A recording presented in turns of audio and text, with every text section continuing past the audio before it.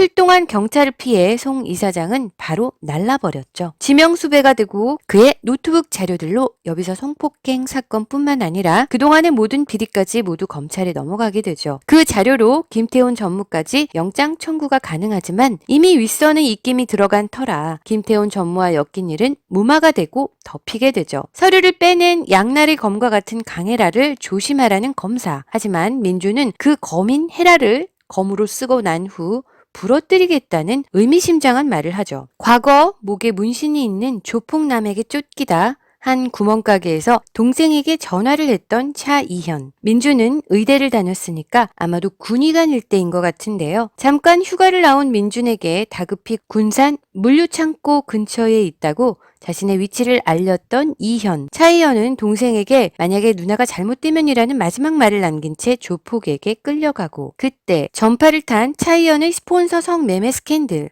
그걸 폭로하는 강혜라, 모 연예기획사 임원의 폭로는 꽤나 구체적이었죠. 차이현이 특정 장소에 방문할 때마다 1,000만 원 상당의 거액이 차이현의 통장으로 입금이 되었다는 보도 내용. 군산에서 납치되었던 차이현, 이 문신남을 사주한 사람이 김태훈 전무임이 오늘 밝혀졌죠. 트럭에 감금되었던 차이현은 못 본 척 해주면 죽은 듯이 살겠다고 사정을 해서 겨우 빠져나가고, 그 트럭은 브레이크가 듣지 않게 손을 써놔서 운전자만 사고로 죽게 되었죠. 아마도 차이현을 사고사로 보내버리려고 했던 것 같은데요. 결국 차이현을 살려주었던 그 트럭 운전사는 착해 보이긴 했는데 불쌍하게 차이현 대신 죽은 셈이 되었죠. 그니까 이 세상에 공짜는 없는 법이죠. 원래 밤근무가 아니었던 이 트럭 운전수는 밤에 급하게 연락을 받고 웃돈 두둑히 얹어준다는 말에 스케줄에 없던 운전을 하게 되어 돈을 많이 벌게 되었다고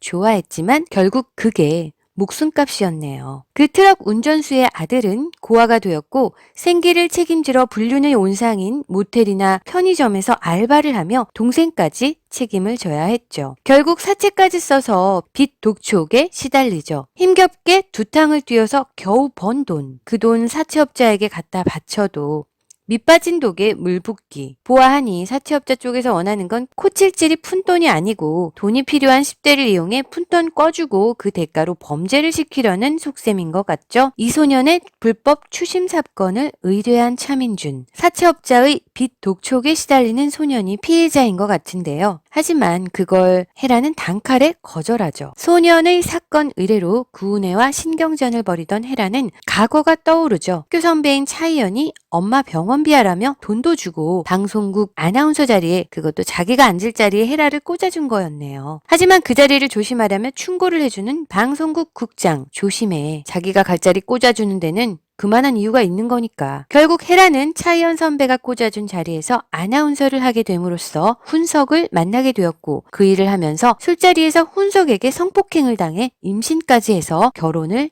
하게 된 것으로 추측이 되네요. 그래서 헤라는 차이현이 자신을 이렇게 만들었다고 오해를 하는 것 같죠? FB생명 주주총회 자리, 송 이사장의 일로 타격을 받은 김태훈의 회사 입지가 줄어든 것 같죠? 아마도 양아빠 같은 김 회장을 밀어버리려고 김태훈과 송 이사장이 회사를 맡으려다가 이번 송 이사장 사건으로 주주들에 의해 다시 김 회장이 승계를 유지하는 걸로 결론이 난 것 같네요. 그리고 김 회장이 심어놓은 스파이로 의심되는 저 여비서는 목에 문신을 한 그 남자에 의해 목숨줄이 날아간 것 같죠? 결국 목에 문신을 한 그 남자를 사주한 것은 김태훈 전무로 추측이 되죠. 한편 헤라는 차민준의 사건을 거절하고 다른 사건을 제보받지만 대부분 제대로 된 사건들이 아니었죠. 의뢰건을 바람맞고 구은혜의 아빠가 운영하는 카페를 찾아간 헤라. 그곳에서 울음을 터뜨리며 첫 사산된 아이인 하유리의 얘기를 꺼내는데 이 둘은 가온이와 차이현의 관계와 그 숨겨진 얘기를 알고 있는 것 같네요. 그리고 차이현을 찾았냐고 물어보는 헤라. 구은혜의 아빠는